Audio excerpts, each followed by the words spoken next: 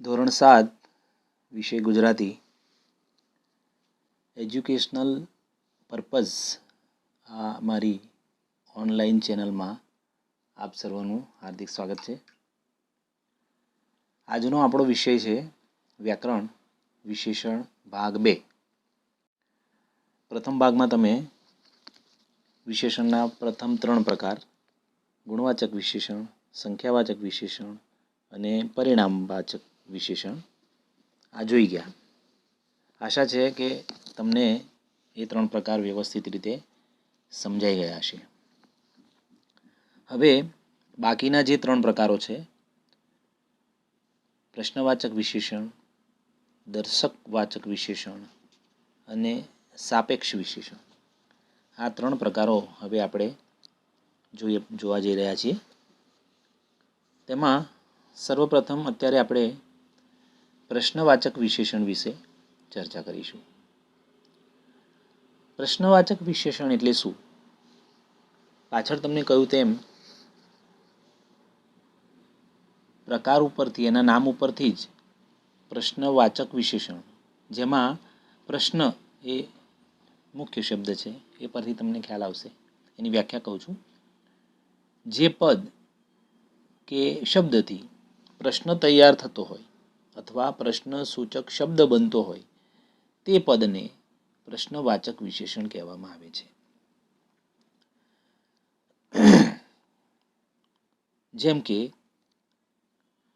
કયું, કેવું, કોનું, શેનું, ક્યાં, આ બધા જે પદો કે શબ્દો છે એ પ્રશ્નવાચક વિશેષણ દર્શાવતા શબ્દો છે. હવે હું તમને થોડાક ઉદાહરણો આપું છું. પહેલું ઉદાહરણ છે શાળા ક્યારે શરૂ થશે?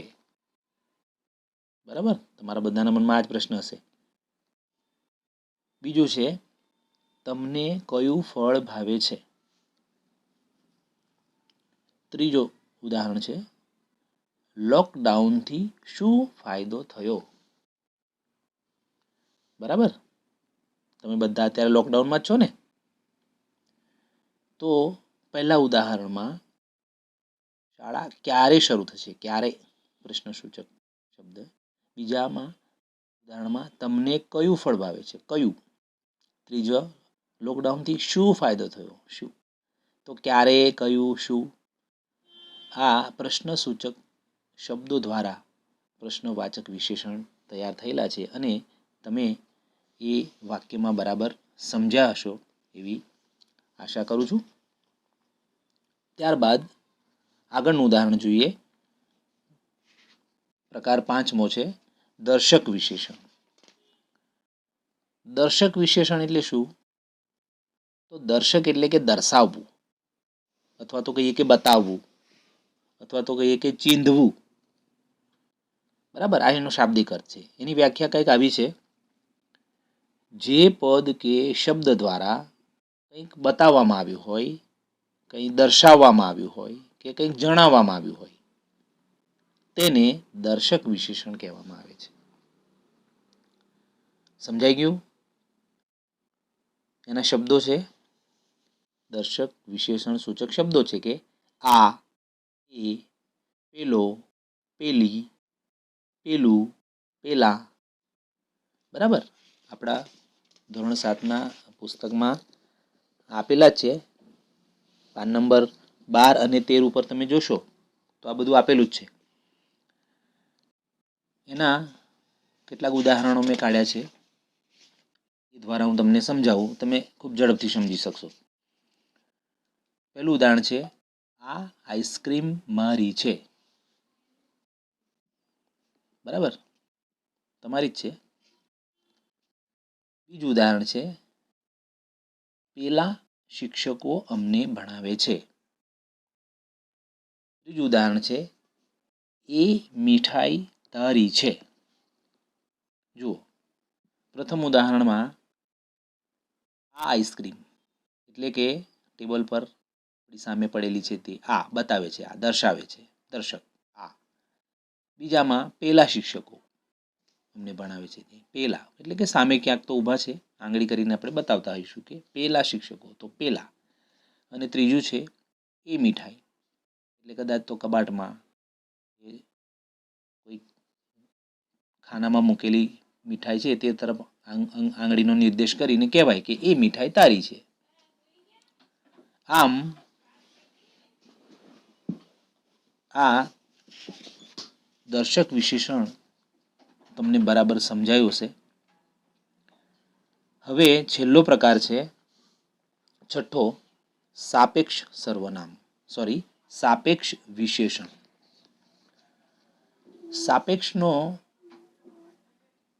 અર્થ એવો થાય છે કે સાપેક્ષ એટલે કે એકબીજાના સંબંધમાં હોય તેવું અથવા તો સંબંધવાળું. તો આપણે એની વ્યાખ્યા એમ કરી શકીએ કે જે પદ વાક્યમાં એકબીજાના સંબંધથી જોડાઈને આવતું હોય તો એવા એ પદોને સાપેક્ષ વિશેષણ કહેવામાં આવે છે. એના કેટલાક શબ્દો છે પદ, જેમ કે જે તે, જેટલું તેટલું, જેમ તેમ, જ્યારે ત્યારે, આ બધા સાપેક્ષ વિશેષણ સૂચક શબ્દો છે. એના એક બે ત્રણ ઉદાહરણ પણ જોઈ લઈએ. ઉદાહરણ પહેલું છે, જેમ વાદળો ભરાશે તેમ વરસાદ પડશે. બીજું ઉદાહરણ છે, જેટલું ગળપણ નાખશો તેટલું ગળ્યું થશે. ત્રીજું ઉદાહરણ છે, જ્યાં ઝઘડા હોય ત્યાં પ્રગતિ ન થાય. જો પહેલા ઉદાહરણમાં જેમ તેમ, જેમ વાદળો ભરાશે તેમ વરસાદ પડશે, તો જેમ તેમ. બીજામાં જેટલું તેટલું, જેટલું ગળપણ નાખશો એટલું ગળ્યું થશે. અને છેલ્લા વાક્યમાં ઉદાહરણમાં જ્યાં ઝઘડા હોય ત્યાં પ્રગતિ ન થાય, જ્યાં ત્યાં. તો સાપેક્ષ વિશેષણ તમે સરખી રીતે સમજી ગયા છો. તમારે બધાએ આ ત્રણેય વિશેષણના પ્રકાર પ્રશ્નવાચક, દર્શક અને સાપેક્ષ એને વ્યવસ્થિત રીતે નોટમાં એની નોંધ કરવાની છે. ધન્યવાદ.